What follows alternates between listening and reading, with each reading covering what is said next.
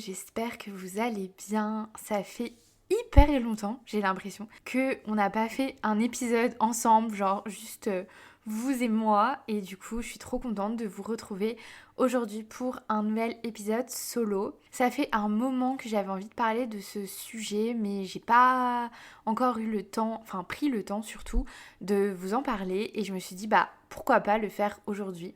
Je pense qu'il y a pas mal de personnes qui vont se retrouver dans cet épisode. Alors peut-être pas toutes, mais je pense que peut-être à un moment donné de notre vie, ça nous est peut-être arrivé, que ce soit dans une relation amoureuse, une relation amicale ou encore une relation avec une personne de notre famille. Et du coup, on va parler aujourd'hui du syndrome un peu de l'infirmière, le fait de vouloir sauver son partenaire, de l'aider, etc. Et en fait, un peu le syndrome du sauveur, même si j'ai fait pas mal de recherches en fait sur le sujet, et je me suis rendu compte que le syndrome du sauveur à proprement parler était quand même hyper toxique. Et que du coup c'était plus, enfin en tout cas moi de mon expérience c'est plus le syndrome de l'infirmière qui me parle plutôt que le syndrome du sauveur, parce que d'après ce que j'ai lu sur internet etc, sur le sujet, dans des livres et tout, c'est que le syndrome du sauveur c'est quand même quelque chose qui est très toxique, que ce soit de la personne qui veut sauver ou de l'autre côté. En fait c'est une relation qui est vouée à être toxique et hyper malsaine, et du coup c'est pas forcément ce dont je voulais parler aujourd'hui, mais plutôt aujourd'hui j'avais plus envie de parler du côté de vouloir sauver son partenaire, mais en mode un peu le syndrome de l'infirmière. Et comme on dit souvent, enfin avec mes copines on dit souvent des trucs en mode en fait on n'est pas Mère Teresa quoi, on va pas sauver la terre entière, on va pas sauver la planète, voilà, on n'est pas là pour sauver tout le monde et encore moins notre partenaire. Et si notre partenaire il a pas déjà envie de se sauver lui-même, en fait on peut rien y faire, et il faut arrêter de trouver, en tout cas faut arrêter de tomber dans des relations, un peu des schémas où l'autre a vraiment des problèmes et du coup on va vouloir toujours lui apporter des solutions etc, parce que c'est pas une relation qui est saine, c'est pas une relation dans laquelle on va être sereine etc. Donc voilà un peu le topo sur l'épisode du jour. Avant de commencer, je me disais que j'avais envie un peu de vous faire une petite introspection par rapport à votre situation et les relations que vous avez pu avoir. Est-ce que par exemple toi, dans ta vie, tu as eu une relation, peut-être que c'est ta relation actuelle, c'est possible, ou tu savais que, en tout cas, la personne avec qui tu étais n'était pas, on va dire, la plus épanouie, ou avait des addictions, ou alors elle avait des traumas, elle avait vécu des choses dramatiques. Enfin, en fait, vous étiez en couple avec une personne, ou tu es en couple avec une personne qui n'était pas bien dans sa vie. Typiquement, ça va être, si je donne des exemples concrets, ça va être une personne qui va être, par exemple, addicte à l'alcool ou à des drogues, ou alors ça va être une personne qui a vécu, je sais pas, un drame dans sa famille, un drame dans son enfance, qui est dépressif, des pathologies ou des événements traumatiques qui ont été vécus dans sa vie, qui font qu'aujourd'hui la personne ne se sent pas bien dans sa vie. Et en fait, quand tu vas rencontrer cette personne, ou alors quand tu vas te mettre dans cette relation avec cette personne, tout de suite toi tu vas avoir envie de la sauver, c'est-à-dire de l'aider, de lui apporter des solutions, de la changer pour qu'elle se sente mieux, qu'elle aille mieux dans sa vie. Et en fait, c'est là où on arrive un peu à parler de ce syndrome de l'infirmière ou du sauveur, ou en tout cas le fait de vouloir sauver son partenaire à tout prix et l'aider à avoir une vie meilleure. Et donc là on va atterrir dans une relation où l'autre ne va pas bien et l'autre personne va vouloir la sauver, donc on a un total déséquilibre. De même que la personne qui ne va pas bien, peut-être qu'elle va avoir aussi des comportements parfois toxiques, ou alors elle va rentrer dans une dépendance affective de son partenaire parce que elle va avoir ce sentiment qu'elle a besoin de l'autre pour vivre, pour survivre ou pour s'en sortir. Et inversement, la personne qui veut aider l'autre, elle va avoir l'impression de devoir donner sa vie pour aider l'autre, de toujours se faire passer après l'autre pour que lui se sente bien, etc. Lui ou elle d'ailleurs. Mais voilà, et donc en fait on rentre vraiment dans une relation, dans un schéma de relation amoureux qui n'est pas du tout sain, et en fait où on va se retrouver dans une situation où on va être dépassé par les événements, dépassé par ce qui va se passer, les émotions, etc. Et on va aussi peut-être rentrer dans ce schéma très toxique de relation amoureuse. C'est une très longue intro, mais peut-être que si tu te reconnais un peu dans ce type de relation, peut-être que cet épisode va te parler, ou en tout cas, si jamais tu n'as jamais vécu ça, mais que tu sais que tu as une tendance à vouloir un peu toujours aider les autres, etc., peut-être que cet épisode, il peut te servir pour justement t'éviter à rentrer dans un schéma tel que celui-ci. Parce que qu'on ne se mente pas, oui, une relation amoureuse est faite pour s'épauler, s'entraider, se soutenir, etc.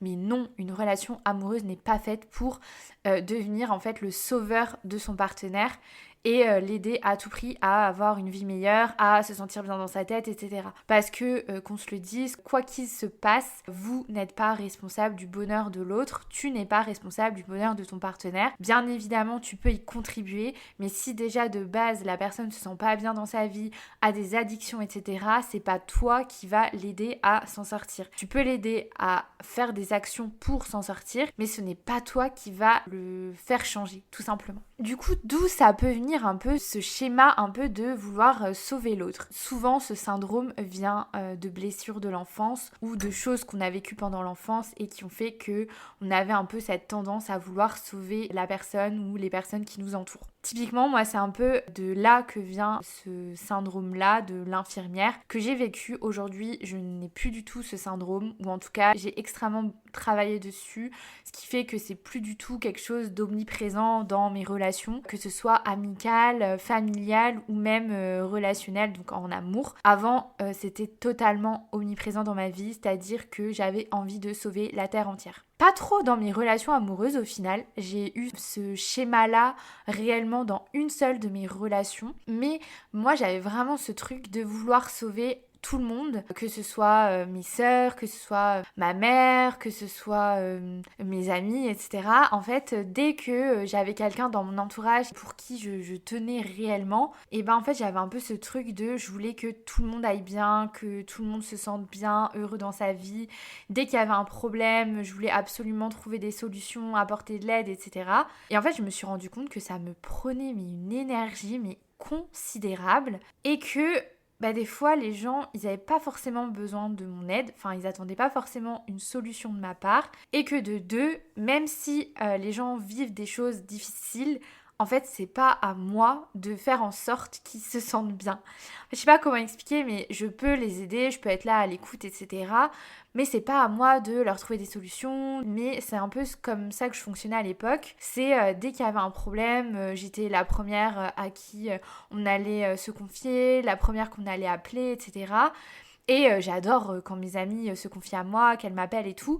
Mais c'était devenu vraiment excessif au point où je sentais que je perdais moi-même de l'énergie à vouloir aider tout le temps les autres. Et c'était très souvent aussi dans ma famille ou avec par exemple mes sœurs où j'étais toujours là présente à vouloir un peu être celle qui résout tous les problèmes, celle qui fait en sorte que personne ne se sent mal, etc.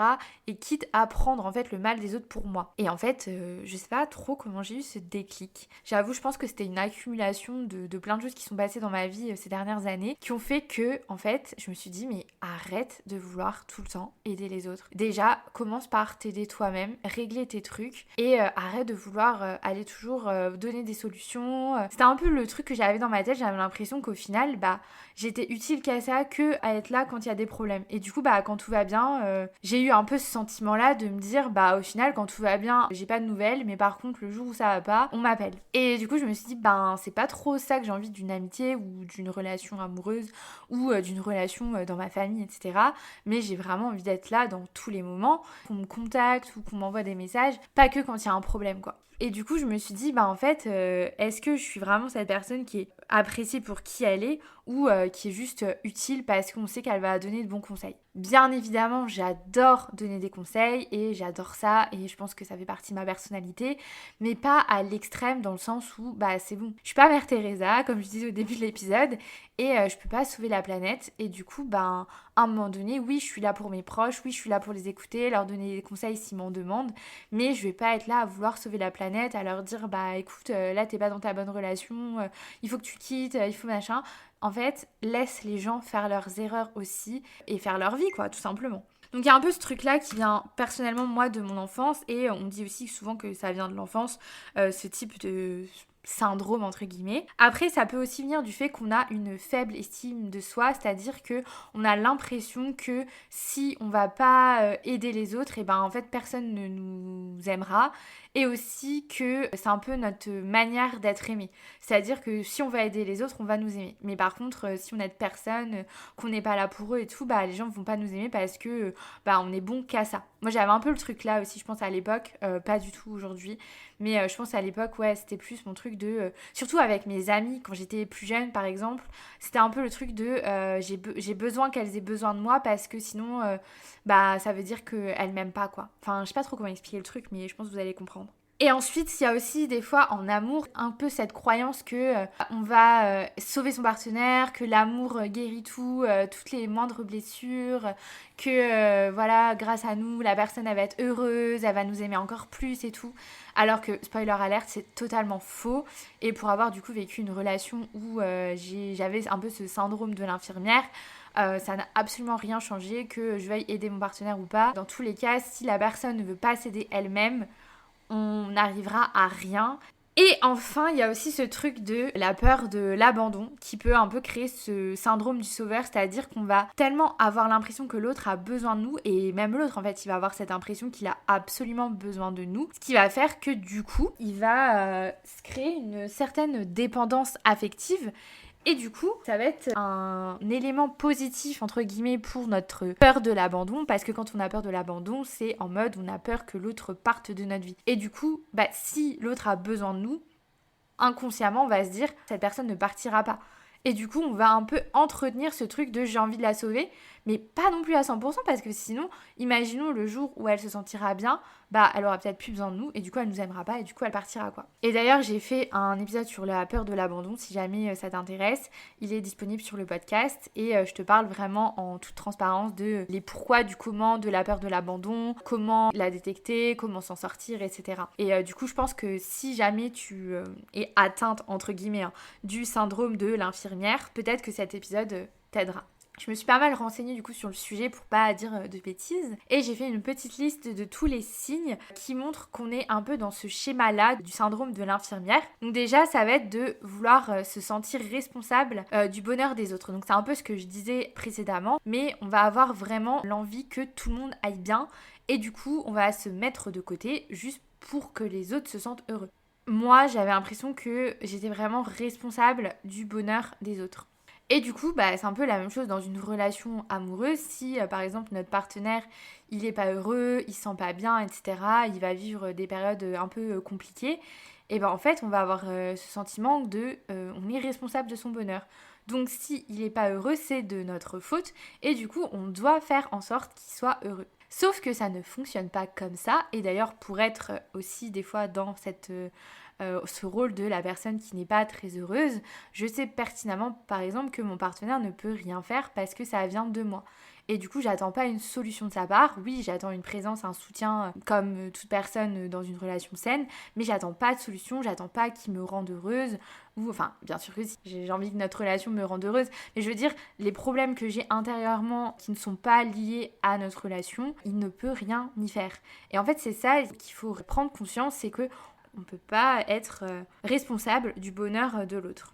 Ensuite, il y a un peu ce truc de se sentir coupable de dire non. Le syndrome de l'infirmière, c'est un peu ce truc de ne pas savoir dire non et de toujours faire passer son partenaire avant soi, ou en tout cas très souvent, et du coup de forcément se faire passer après, et donc faire passer ses besoins, même s'ils sont essentiels, après l'autre. Bien évidemment, ça va créer un déséquilibre, comme je le disais au tout début de l'épisode. Ce qui peut aussi montrer que tu es un peu dans ce schéma, ou en tout cas que tu as potentiellement le syndrome de l'infirmière, c'est que tous les gens de ton entourage vont toujours se tourner vers toi dès qu'ils ont un problème.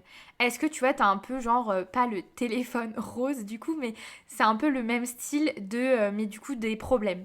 Genre, tu vois, c'est le téléphone noir, c'est-à-dire dès qu'il y a un problème, on t'appelle. En fait, est-ce que tu es cette personne-là ? Et potentiellement, ça veut dire que toi-même, tu t'es mis dans ce rôle de « je suis la confidente, je suis la personne à appeler en cas de besoin. Je suis la personne, un peu la psychologue de mes potes, de mon entourage, de mes amis, etc. Et en fait, ça, c'est aussi un signe que potentiellement tu as ce syndrome de l'infirmière. Après, il y a aussi le fait de minimiser, par exemple, les comportements toxiques de la personne avec qui tu es en relation. Typiquement, dans une relation où tu vas sauver l'autre ne se sent pas bien, ne va pas bien, du coup, il va potentiellement avoir des comportements toxiques. Peut-être qu'il va être violent verbalement, te culpabiliser, peut-être qu'il va te forcer à faire des choses. Enfin, en fait, le fait que la personne n'aille pas bien fait qu'il y a forcément des choses qui n'iront pas dans la relation. Et du coup, toi, tu vas minimiser ça en le remettant sur ses traumas. En mode, oui, il a un père pas très présent. Ou oui, il a perdu un membre de sa famille. Ou oui, il a eu ça et ça et ci dans son enfance. Et du coup, il est comme ça. Et en fait, tu vas trouver des excuses à ces comportements qui sont juste inacceptables, mais en mode je vais l'aider à s'en sortir. Et encore une fois, c'est stop, c'est no way. Tu ne peux pas sauver une personne qui a des traumatismes vraiment ancrés en elle, ou des addictions, ou des comportements inadaptés ou hyper toxiques. C'est pas ton rôle, et c'est justement le rôle de professionnel de prendre en charge ces personnes pour les aider à s'en sortir, mais c'est pas le rôle de la petite amie de le sauver. Du coup, la question, c'est un peu pourquoi on a envie de sauver l'autre. Qu'est-ce qui s'est passé dans notre vie qui a fait que on a un peu ce syndrome de l'infirmière du sauveur? Comme je disais, ça peut venir de l'enfance ou de croyances qu'on a au fil des années de vie, de notre éducation, etc. Des choses qui sont passées dans notre vie. Mais du coup, ça va être un peu le truc de on a peur de ne pas mériter l'amour, et on pense qu'en aidant, on sera aimé. C'est un peu ce que je disais tout à l'heure. On a aussi le besoin de se sentir utile. On est empathique et on veut que tout le monde se sente bien. Moi, je sais que ça, c'est un truc qui est hyper présent chez moi. C'est que je suis ultra, ultra empathique. Et du coup, j'essaye de travailler là-dessus, pas pour ne plus être empathique, parce que ça fait partie de ma personnalité, mais juste d'arrêter de prendre les émotions des autres pour moi. Genre, typiquement, je me rappelle une fois, on était à un repas avec des collègues, et il y a une collègue qui raconte une histoire par rapport à un de ses enfants. Je connais personne dans cette histoire, et elle dit qu'il était triste parce qu'il a dû dire au revoir à des amis, enfin bref. Et genre, ça m'a tellement touchée que je me suis mise à pleurer. Et là, je me suis dit, mais meuf, enfin, vraiment, il y a un gros problème. Genre, arrête de prendre la tristesse des autres en toi. Enfin, tu peux pas vivre comme ça, c'est pas possible. Ensuite, t'as l'impression de t'aimer toi-même en fonction de ce que tu donnes et non en fonction de qui tu es, de ce que tu es. Il y a un exemple que j'ai vu sur internet et ça m'a un peu parlé. Je lui dis en fait, quand tu as un entretien d'embauche par exemple, comment tu te présentes? Est-ce que tu dis voilà, je suis quelqu'un de drôle, d'intelligent, de patient, etc. Est-ce que tu vas donner des qualités sur ta personnalité? Ou est-ce que tu vas donner des qualités sur ce que tu donnes aux autres? Par exemple, je suis à l'écoute des autres, je suis quelqu'un qui donne de bons conseils, je suis quelqu'un sur qui on peut compter. Et en fait, en fonction de comment tu te définis, ça montre aussi la valeur que tu te donnes. Typiquement, quand tu te présentes et que tu donnes que des éléments par rapport aux autres, c'est très bien parce que on va se dire ouais ok, il a un bon esprit d'équipe, etc. Mais au-delà de ça, en fait ça veut dire que peut-être tu as ce truc de vouloir tout le temps aider les autres, être là pour les autres, et tu te fais passer vraiment après le reste, enfin après les autres. Et aussi, il y a un peu ce truc qui va rentrer un peu dans le côté toxique de la chose, et c'est là où on rentre un peu dans le syndrome du sauveur, c'est qu'on a envie que l'autre ait besoin de nous. C'est-à-dire que par exemple, quand on va se mettre dans une relation, on va aller vers des personnes qui sont un peu problématiques, entre guillemets, parce qu'on a besoin que l'autre ait besoin de nous. C'est-à-dire que c'est un peu le côté toxique d'une personnalité, un peu le côté narcissique, entre guillemets. Mais ça, on le retrouve quand même pas mal sur le syndrome du sauveur, le côté narcissique. Bon là, je pense que c'est quand même sur un côté assez extrême, mais quand même. Et du coup, en fait, qui va mener potentiellement à avoir un besoin de contrôler l'autre, ou alors d'avoir un peu l'emprise sur l'autre parce que on a ce sentiment qu'on va le sauver, que du coup il a besoin de nous et que du coup il peut rien faire sans nous, qu'il n'est rien sans nous. Et ça, c'est quelque chose qui est hyper toxique, parce que du coup on va complètement écraser la personnalité de l'autre. Nous, on va complètement prendre le dessus sur la situation, Et c'est là où on rentre encore plus dans une relation d'emprise, toxique, etc. Et ça peut arriver dans les deux sens, c'est-à-dire que nous, on va peut-être être en couple avec quelqu'un qui est comme ça, ou inversement, on va peut-être avoir ce type de comportement avec l'autre parce que on est dans un schéma assez toxique de la chose. Donc vraiment, si tu te reconnais dans ce schéma-là, il est temps d'arrêter ça parce que c'est très toxique et surtout d'aller consulter quelqu'un pour se libérer un peu de tout ça, quoi. Quelles sont les conséquences sur toi d'avoir le syndrome de l'infirmière? Déjà, tu vas plus trop savoir qui tu es en dehors de ce rôle d'aider l'autre. C'est un peu comme quand on a quelqu'un de malade dans sa famille, qu'on va l'aider, l'assister tout au long de sa maladie. Et le jour où la personne n'est plus malade ou si malheureusement la personne n'est plus de ce monde, on va avoir une perte de repères parce qu'on ne sait plus qui on est tellement on a tout donné pour l'autre. Et en fait, ça va être un peu ça dans les relations où on a un peu ce syndrome de l'infirmière. On a tellement tout donné pour l'autre pendant la relation, etc., qu'on a un peu une perte d'identité, c'est-à-dire on ne sait plus qui on est soi-même vu qu'on a toujours vécu à travers l'autre pour l'aider à s'en sortir. Bien évidemment, ça va créer aussi des fatigues émotionnelles et ou physiques parce que forcément aider l'autre, être toujours là, que ce soit émotionnellement ou physiquement pour l'autre, forcément ça fatigue, ça épuise. Ensuite, comme je l'ai répété plusieurs fois dans l'épisode, ça va créer un déséquilibre dans la relation et aussi ça va aussi faire qu'on va risquer d'attirer, on prend le risque d'attirer des personnes qui vont profiter de nous parce qu'ils savent qu'on va les aider, qu'on sera toujours là pour elles, ou alors qui vont rester dans leurs problèmes parce qu'ils vont se conforter d'avoir cette personne qui est là pour les aider et du coup ils vont pas chercher à s'en sortir eux-mêmes mais plutôt ils vont se conforter dans cette situation qui est au final bénéfique pour eux parce que même s'ils vivent des choses difficiles, ils savent qu'ils auront toujours cette personne qui sera là pour les aider. Et du coup, bien évidemment, ce que je ne te recommande pas, c'est d'être cette personne parce que tu vas avoir tout ce que je viens de décrire, c'est-à-dire la perte d'identité, la fatigue émotionnelle, le déséquilibre et tu ne seras pas au final épanoui dans ta relation. Et du coup, comment on sort de ce syndrome si on le vit? Déjà, je dirais que je pense c'est important de s'en rendre compte. En fait, d'en prendre conscience, même si des fois c'est difficile, mais peut-être que si on se rend compte qu'on est toujours là à aider les autres, qu'on est fatigué, qu'on est toujours là pour donner des solutions, apporter des solutions aux problèmes, qu'on est toujours la personne qu'on contacte quand il y a un problème, etc., peut-être essayer de s'en rendre compte et se poser la question de pourquoi c'est toujours moi qu'on appelle quand il y a un problème, etc., etc. Ensuite, essayer de faire en sorte que la personne qu'on essaye d'aider essaye de s'en sortir par elle-même. C'est-à-dire, au lieu de chercher nous-mêmes une solution, plutôt lui dire, écoute, tu vis ce type de problématique, voilà qui tu peux appeler, voilà qui tu peux aller voir pour t'aider.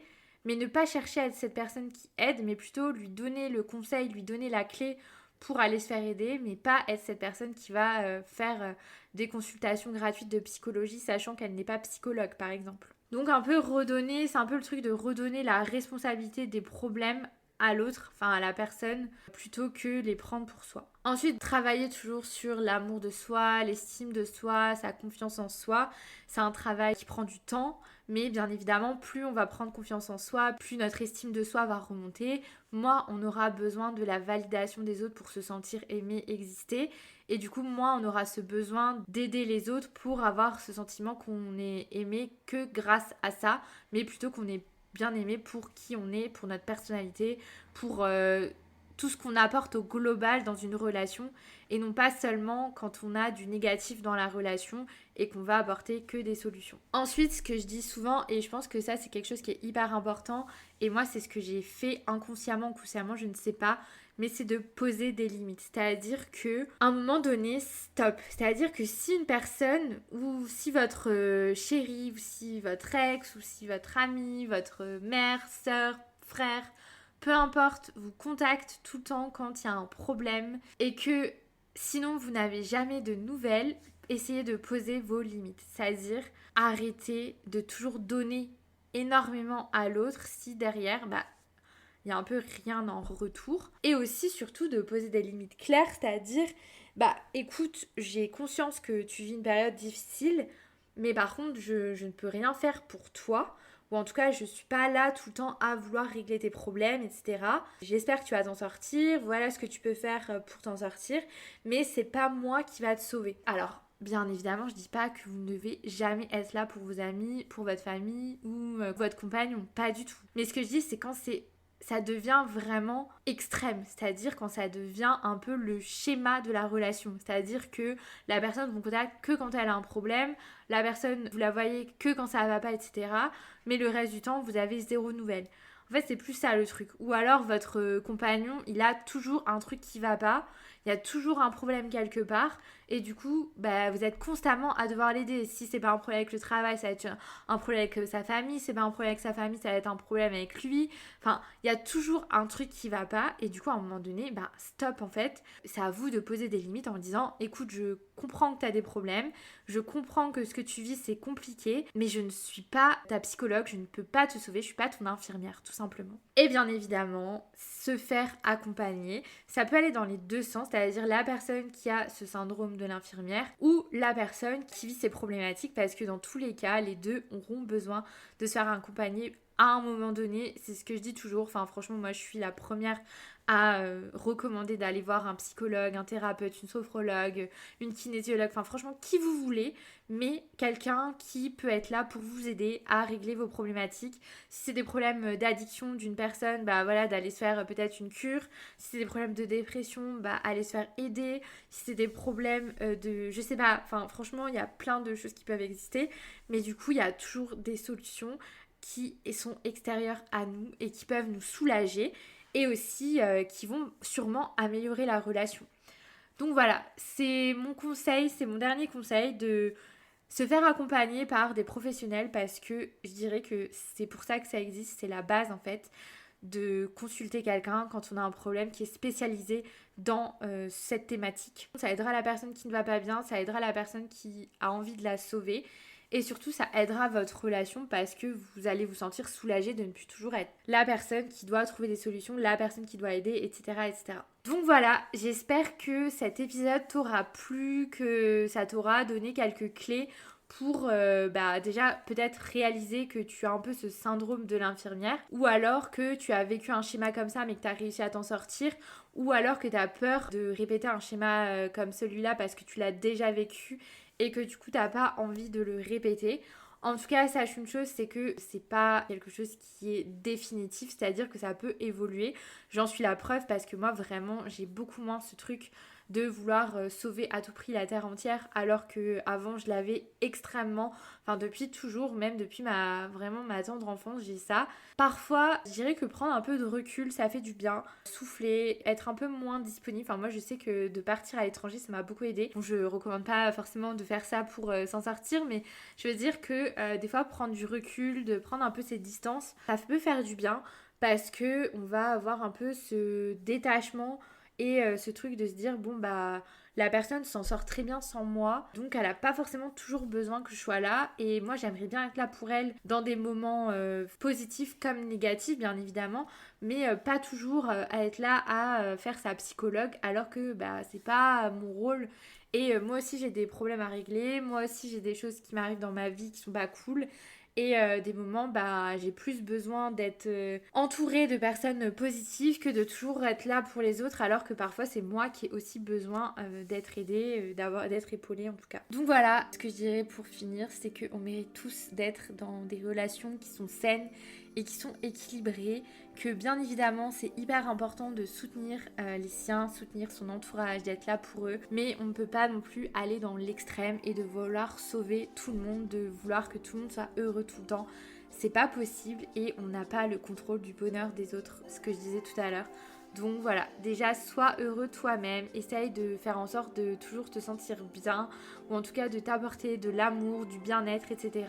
Et tu verras déjà qu'en te sentant bien, tu arriveras aussi à poser tes limites, à dire non et à ne pas culpabiliser tout le temps dès que tu vas dire non à quelque chose. J'espère que cet épisode t'a plu. N'hésite pas à mettre un petit 5 étoiles sur Spotify, Apple Podcast. Ça m'aide énormément, vraiment.